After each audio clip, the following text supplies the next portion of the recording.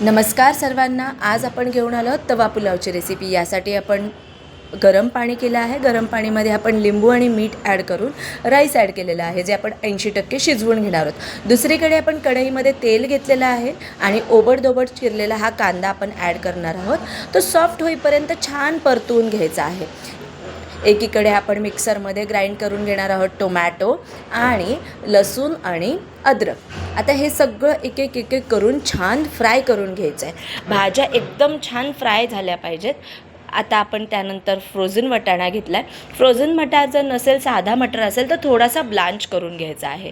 पावभाजी मसाला जो main ingredient आहे, त्यानंतर गरम मसाला आणि त्यानंतर किचन किंगचा मसाला हे ॲड करून झाले की परत एकदा थोडं मिक्स करून घ्यायचं आहे. त्यानंतर आपले घरातले मसाले जसे की मिरची पावडर, हळद, धनिया पावडर आणि बटर हे टोटली ऑप्शनल आहे. मीठ इकडेच ॲड करून घ्यायचं आहे, कारण मग आपण ऑलरेडी राईसमध्ये मीठ घातलेलं आहे, त्यामुळे भाज्यांप्रमाणेच आपण चवीनुसार मीठ ॲड करायचं आहे. बटर ऑप्शनल आहे, आपल्या आवडीनुसार ते टाकायचं आहे. तर आपण हे छान तेल सुटेपर्यंत हे सगळ्या भाज्या एकसारख्या फ्राय करून घ्यायच्या आहे. ह्या सगळ्या झाल्या एकसारख्या फ्राय करून झाल्या की त्यानंतर आपण राईस ॲड करणार आहोत आणि मिक्स करताना अजिबात हे करायचं नाही, कारण मग मसाला एकीकडे आणि भात एकीकडे राहतो. म्हणून एकसारखं मिक्स करून घ्यायचं आहे.